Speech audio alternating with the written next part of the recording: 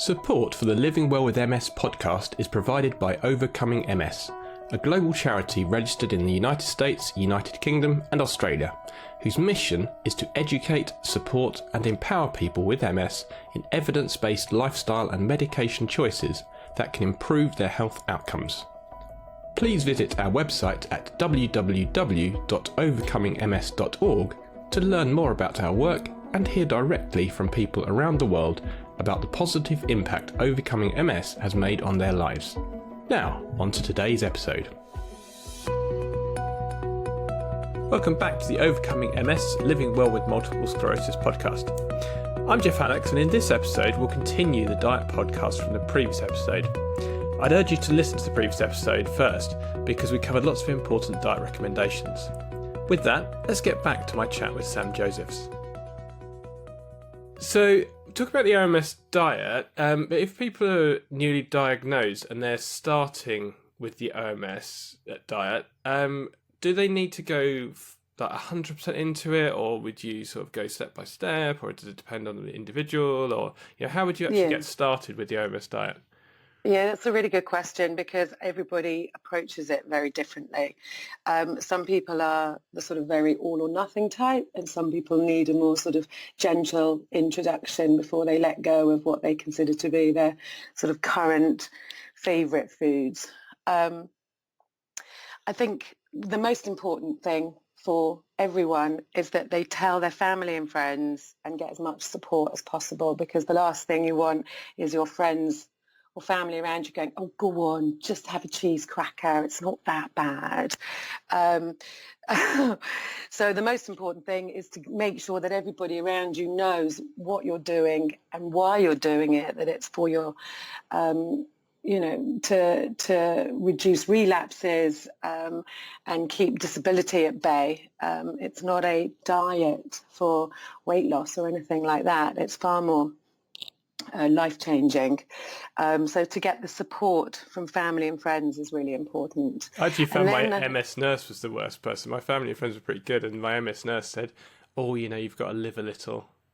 Right, and my neurologist was on board, and everyone else but my MS nurse was sort of saying, oh, well, Yeah, it's a shame, isn't it? And I think that just comes from, unfortunately, the MS nurses are much more kind of medication driven, and they haven't really had the time to investigate the other kind of approaches that are out there in a more sort of all-encompassing way to support the body. So that is a real shame, and that's exactly what I mean.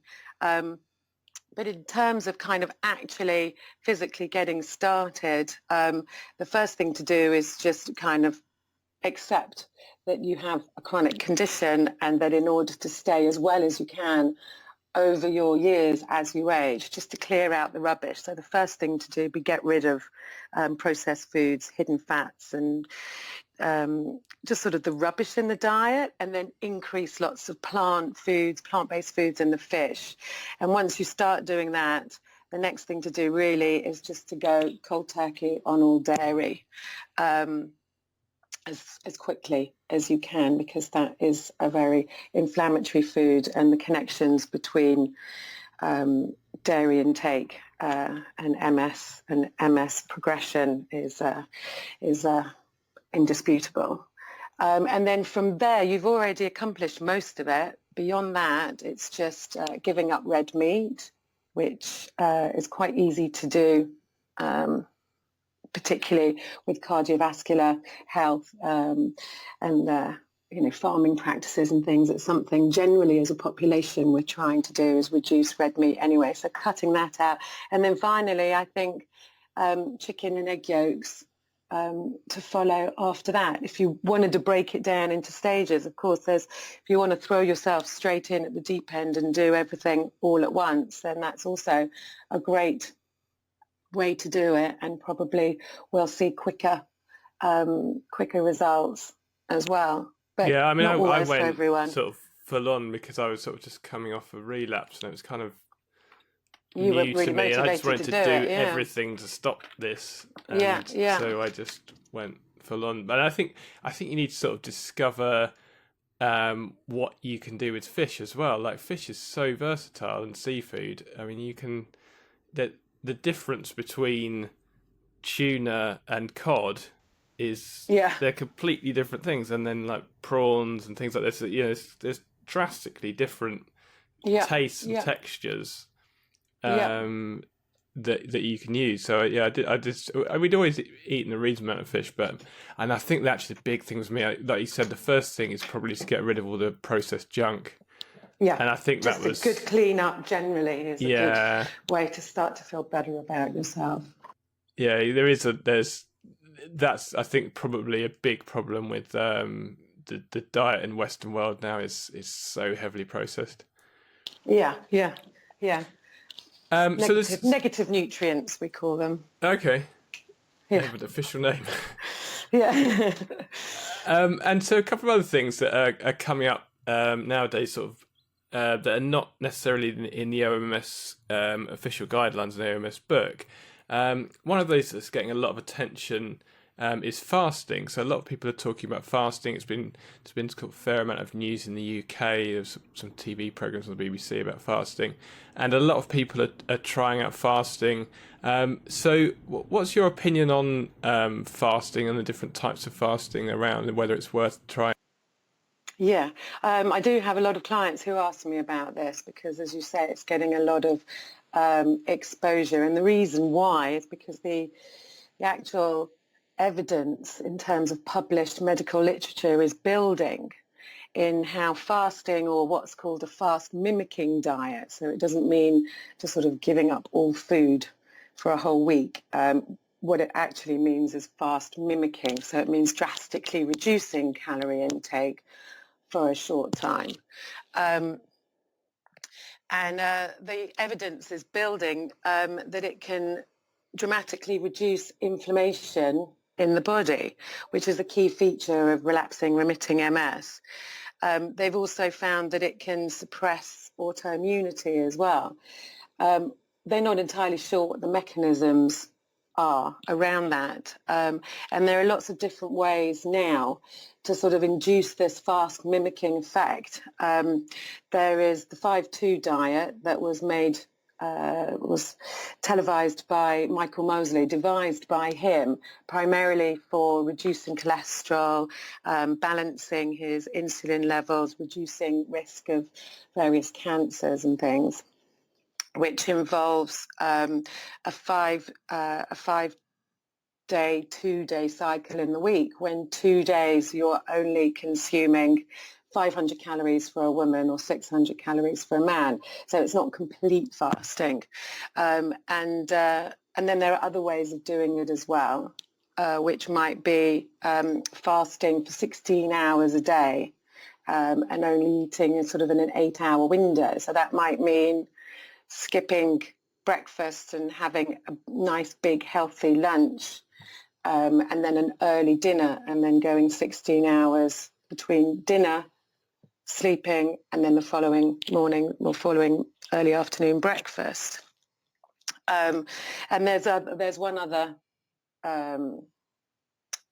diet called Prolon, which, if you've got lots of money and you want to throw a lot of money at it, it's quite nicely worked out for you. They send you a whole kit of what you need to eat in a 5-day window. And it's quite new to the UK, and I'm pretty sure it's plant-based.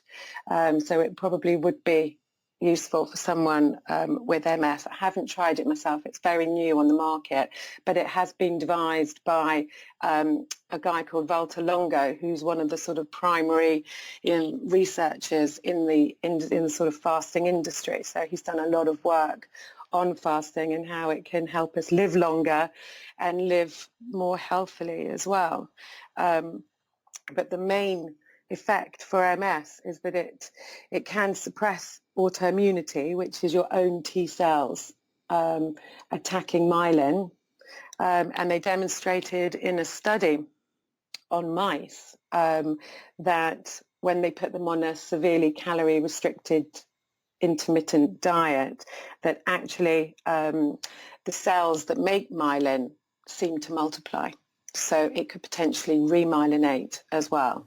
Okay, because that's very much sort of the next step, sort of, as far as I'm concerned, certainly is, okay, we've done a lot of stuff to stop the damage, but repair would be the Yeah. Find it. I mean, the sort of the fast mimicking, again, it's something, it depends what kind of a person you are. If you want to throw yourself into it, then sort of sticking to the 5-2 diet, which is 2 days of fasting every week to achieve results. Or you could do something like the Prolon diet, which you could do once or twice a year, or even up to 4 times a year. But it's only 5 days out of a month. Or something like 16 hours of fasting daily. So again, there's different approaches for different personality types based on what people find works for them in their own lifestyles. And so is it something you give it a try and then sort of say, okay, after a couple of months, I'll see how I feel? Yeah, absolutely. Absolutely. And particularly if there's other issues going on. So quite often, there may be sort of, an MS patient may be at risk of type 2 diabetes from being overweight or other issues like that. Then I would definitely suggest trying the 5-2 diet because it can help get so many of the body's systems back in line, which if the body's working more efficiently across all its systems, it's going to benefit the repair and calm the relapses and the inflammation in the body. Okay, that's really interesting. And a similar sort of thing, not necessarily in the official guidelines, but quite a popular area, or something a lot of people find, is gluten. I personally tried giving up gluten, didn't notice a huge amount of difference, other than it was fairly inconvenient. I've probably still sort of think, because it's very easy to eat a lot of bread on the OMS diet, because it's kind of shop bought packet bread is typically not OMS compliant, but if you buy or make bread, you actually find quite like making bread, because it's quite almost you sort of mindful activity making bread, and so end up making lots of nice bread, but then you end up thinking, well, actually I'm just eating a lot of bread. And that can't be great. So I do try and sort of limit my bread consumption, but actually removing gluten completely, because there's a lot of things like, well, as well as bread, pasta, and a lot of the carbs did have some gluten in. And so I did try it and didn't notice a huge amount of difference. But is that a sort of similar thing? Is it worth a try? A lot of people, have they got gluten issues with MS? The sort of the connection between gluten and MS has been less demonstrated in the medical literature, but there is a huge body of evidence around neurological conditions generally, and gluten in the diet. And some of the symptoms of a gluten intolerance can be things like brain fog and difficulties with balance and stuff. So for some people, they find if they take gluten out of the diet, certain symptoms might improve for them. Gluten, when we talk about gluten, we're actually talking about a protein that's found not just in wheat, but also barley and rye.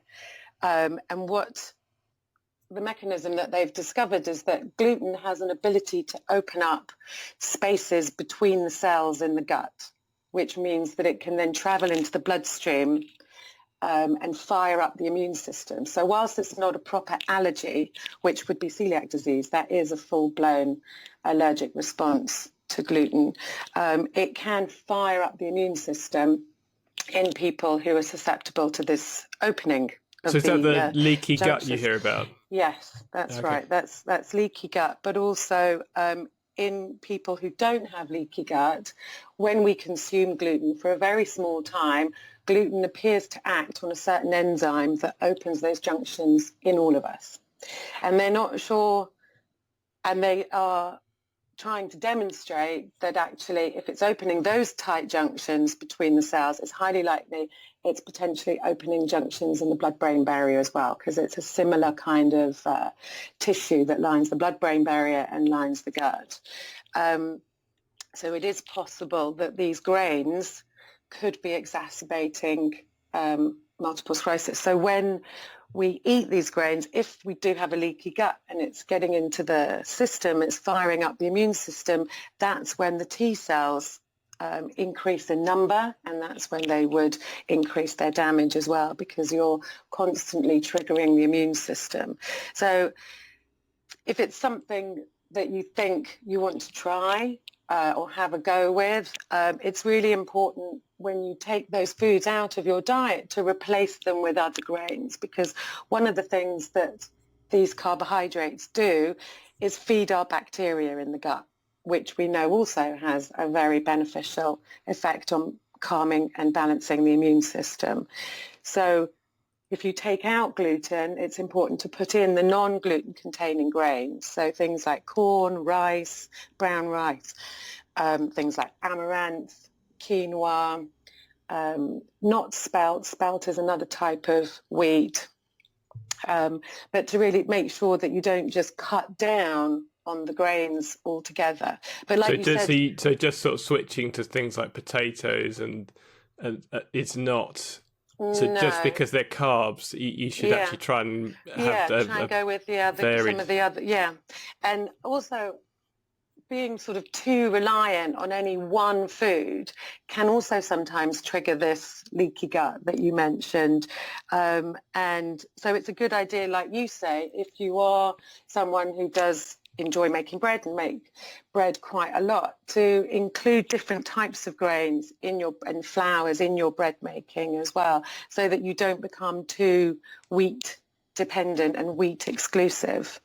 But they have found in the literature that there does seem to be a connection between celiac disease, which is the full-blown gluten allergy, and that people with MS may be more likely to go on to develop celiac disease, or even have a first-degree relative, so a mother, sibling, somebody who actually has celiac disease as well.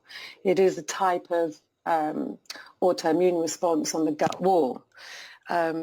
So if it was something that you were considering, it would be worth maybe going completely gluten-free, which would mean checking all food labels, including things like soy sauce, including barley, rye, not just gluten, making sure the oats that you eat are gluten-free, and see how it goes. And I would say probably a couple of months.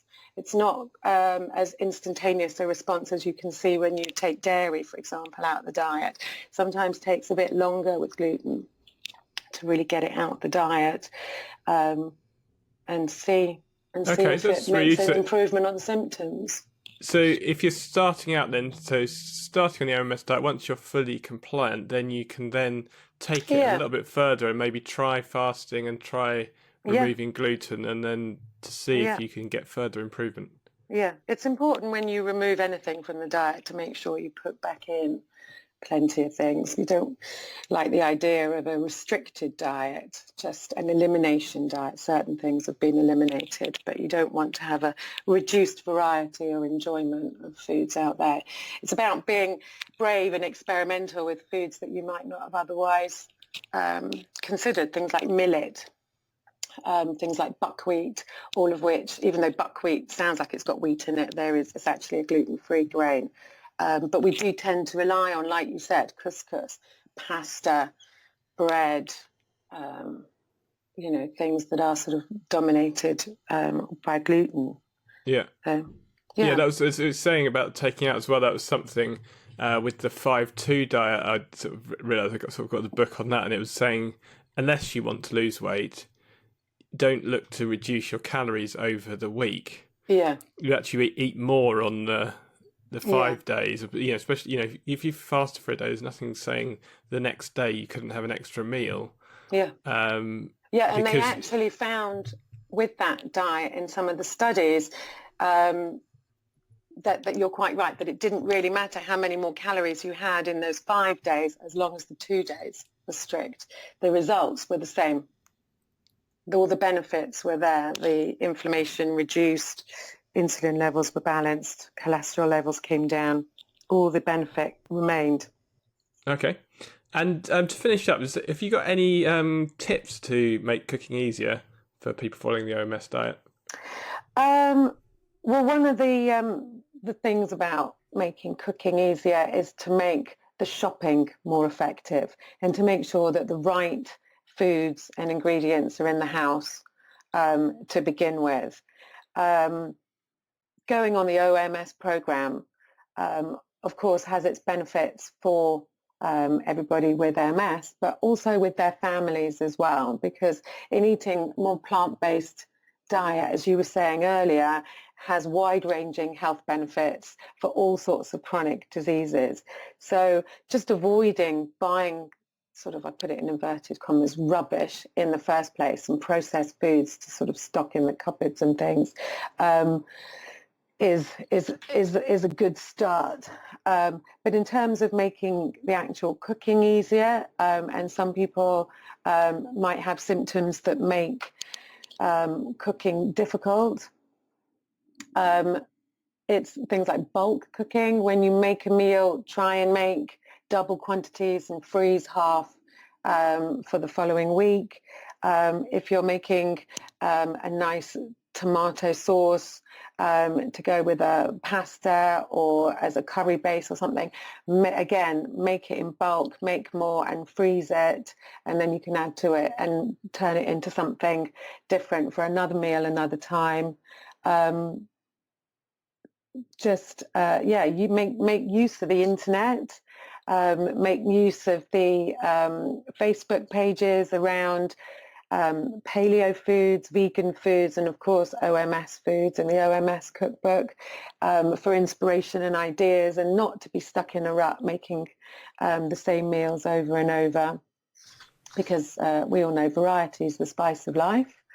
And also with plant-based foods, the variety is enormous. You think about how many different fruits and vegetables are out there, and some of those are really versatile. People are using courgette spaghetti instead of a pasta spaghetti, so extremely versatile. Has that answered your question? Yeah, absolutely. Yeah. I'd just like to finish up by saying thank you very much for giving us all that advice. It was great to hear all that information. Mm-hmm. And so thank you for joining us on the podcast. Okay, thank you for having me. With that, I'd like to thank you all for listening to this episode of Living Well with MS. Remember that there is a wealth of information at overcomingms.org. Once again, that's overcomingms.org. There you can find OMS-friendly recipes and exercise tips, connect with other OMSers in your local area through our OMS Circles program, and learn about the latest research going on in the MS world generally and related to OMS specifically. I encourage you to register on the site and stay informed about the latest news and updates. I also encourage you to subscribe to this podcast so you never miss an episode, and please feel free to share it with others who might find it of value. Let us know what you think about the podcast by leaving a review, and if you have ideas for future episodes, we'd love to hear from you. So please contact us via our website overcomingms.org. Thanks again for listening and for joining me on this journey to overcoming MS and living well with multiple sclerosis. I'm Jeff Alex, and I'll see you next time.